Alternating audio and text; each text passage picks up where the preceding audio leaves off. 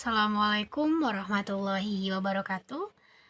Perkenalkan nama saya Adeliana, NIM 4520005, mahasiswa aktif di jurusan Akidah dan Filsafat Islam semester 5 di UIN SMDD Bukit Tinggi.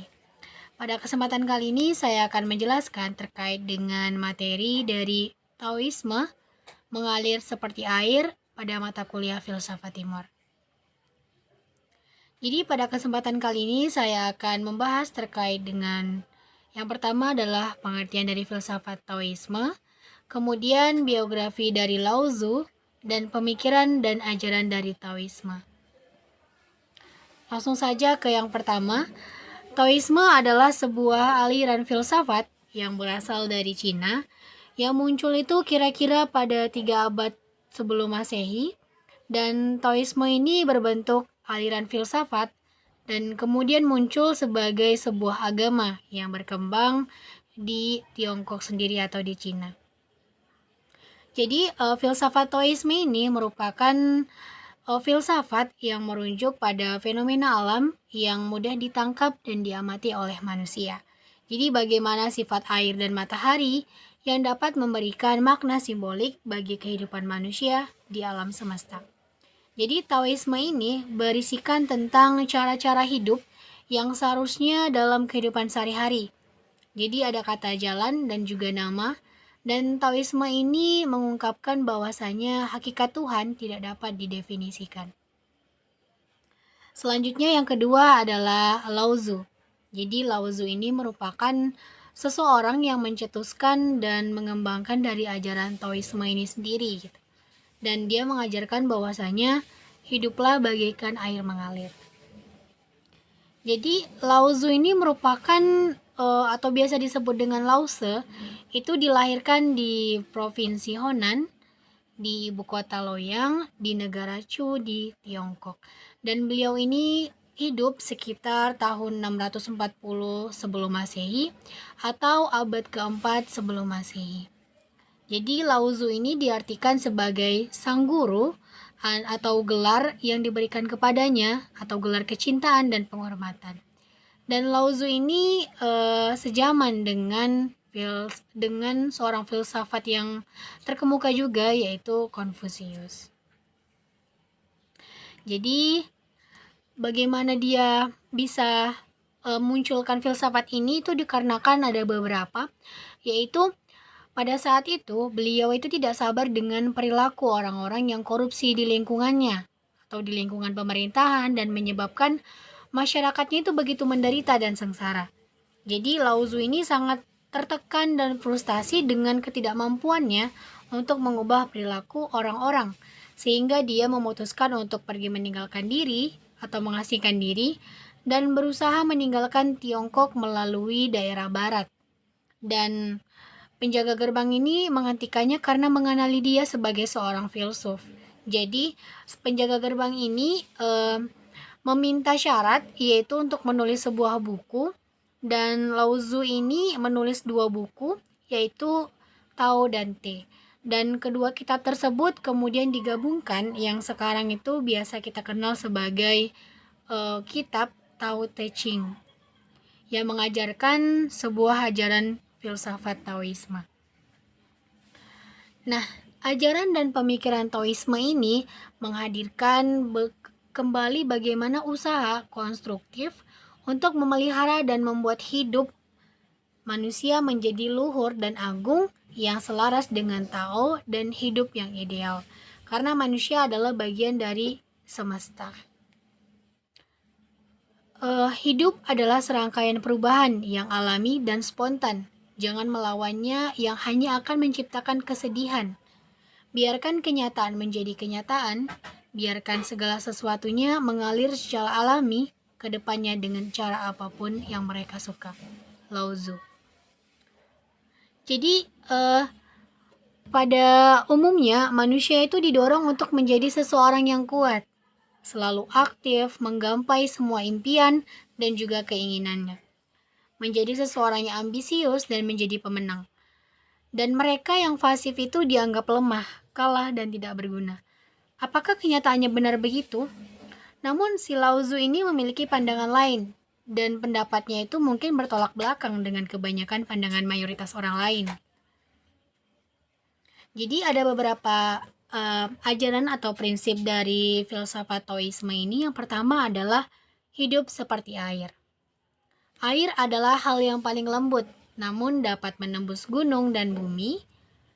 Ini menunjukkan dengan jelas prinsip kelembutan mengalahkan kekerasan, kata Lao Tzu. Jadi, Tao ini menentang sikap hidup kaku dalam ajarannya, dan kelemahan dan kemampuan untuk mengalah dapat menjadi kekuatan yang besar di dunia ini, dan ada dua kekuatan yang besar yang harus seimbang. Gitu. Yang pertama adalah yin, yang terdiri dari unsur-unsur yang lebih pasif, keheningan, penerimaan, tapi juga kelembutan dan fleksibilitas. Yang kedua adalah yang terdiri dari unsur yang aktif, kecepatan, produktivitas, sifat agresif, terbuka namun juga sifat keras, kering dan juga kaku. Jadi kedua sikap ini, kekuatan ini harus seimbang dalam kehidupan kita. Dan benda yang kaku dan kering itu akan mudah rapuh, hancur dan mati, sama halnya dengan pikiran manusia yang kaku dan keras. Dunia itu selalu berubah. Ada banyak hal yang dapat terjadi di luar kendali kita. Jadi kita tidak bisa menolak hal-hal yang baru yang selalu berdatangan. Masalah baru dan perubahan-perubahan baru. Seperti rekan kerja baru, teman baru, pimpinan baru, kehilangan atau bahkan kematian. Nah, jika kita menghadapinya dengan kaku dan keras hati, maka akan terjadi banyak benturan.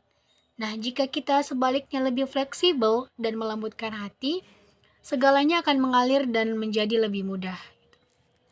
Nah, air ini memang memiliki sifat yang lembut. Meski begitu, tidak ada yang dapat mengalahkan kekuatan air. Air bahkan dapat mengalahkan logam atau bahkan batu yang keras. Dan Tao ini mengajarkan kita untuk tidak memaksakan apapun. Kekerasan bukan hanya melelahkan, tapi juga seringkali tidak menghasilkan apapun. Jadi sebaiknya kelembutan dapat menghasilkan perubahan dalam jangka panjang, bukan hanya menghemat energi, tapi juga menjaga ketenangan pikiran kita. Yang kedua ajarannya adalah menyelaraskan diri dengan alam. Alam tidak terburu-buru, pada akhirnya semuanya akan terselesaikan, kata Lao Tzu. Jadi ajaran Taoisme ini adalah tentang menyelaraskan diri dengan alam, hidup bagai air yang mengalir mengikuti arah arus, tenang tidak melawan arus karena melawan arus hanya menguras energi kita. Jadi tidak pula berusaha untuk berpegangan pada batu karena itu hanya akan membuat kita terhenti. Jadi ada kata-kata dari Lao Tzu juga yang menyatakan bahwasanya jika kamu depresi, kamu hidup di masa lalu, jika kamu cemas, maka kamu berada di masa depan, dan jika kamu damai, kamu hidup di masa sekarang. Itu kata si Lao Tzu. Jadi ajaran Tao ini memiliki keselarasan dengan ajaran dari Stoikisme, di mana kita menerima segala hal yang datang pada kita dengan ikhlas apapun hasilnya, tanpa takut akan masa depan yang cemas dan akan hal yang datang, apalagi menyesalkan hal-hal di masa lalu. Jadi tidak semua hal memerlukan campur tangan kita. Terkadang memutuskan untuk tidak melakukan apapun menjadi keputusan yang lebih bijaksana. Sabar dan tunggu alam yang akan menyelesaikannya. Seperti lumpur yang membuat air keruh, kita hanya perlu menunggu sebentar hingga airnya itu mengendap, maka kemudian air menjadi lebih jernih dan segalanya menjadi lebih jelas. Jadi tidak semua masalah harus kita selesaikan, dan karena tidak semua masalah juga dapat kita selesaikan. Jadi tidak semua hal membutuhkan campur tangan kita, sebagian akan terselesaikan sendiri bersama dengan alam. Seiring berjalannya waktu dan campur tangan kita bisa jadi menjadi mengganggu alurnya gitu. Jadi ketika manusia memaksakan diri untuk menyelesaikan semua hal, terlalu ambisius untuk meraih semua hal yang dia dapatkan, belum tentu kesuksesan. Bisa jadi yang didapatkan hanyalah depresi, kecewaan, dan kegagalan. Jadi sukses sama berharganya dengan kegagalan. harapan sama hampanya dengan ketakutan, kata Lao Tzu. Jadi ketika kita terlalu memikirkan masa depan, maka kita akan banyak melewatkan hal-hal indah pada hari ini. Apabila hasilnya ternyata tidak sesuai dengan harapan kita, maka kita akan kecewa. Dan dia yang tahu bahwa cukup adalah cukup akan selalu merasa cukup, kata Lao Tzu. Jadi pada dasarnya, manusia selalu ingin berada di puncak, memperoleh tempat yang tinggi, meskipun kenyataannya pohon yang tinggi akan memperoleh tekanan angin yang lebih besar. Dan dibutuhkan usaha yang luar biasa untuk mendapatkannya, karena memang semua pasti pingin. Gitu. Dan pohon yang lebih rendah cenderung bersama-sama akan merasa lebih aman, lebih sedikit musuh, lebih sedikit kompetisi. Dan pertanyaannya, apakah kita membutuhkan semuanya gitu? Ada analogi bahwasanya tikus minum di kolam yang penuh air, dia akan minum tidak lebih dari sebesar perutnya gitu.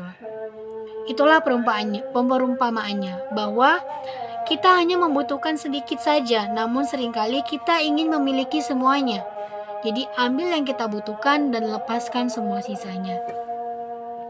Jadi Tao mengajarkan bahwasanya hidup manusia itu telah digariskan oleh langit. Manusia sudah memiliki jalannya masing-masing. Yang perlu dilakukan manusia hanyalah memahami jalan itu dan mengikuti jejak tanpa memaksakan pandangannya yang sempit, tanpa menyalahi aturan atau bahkan menantang alam demi keuntungan pribadi.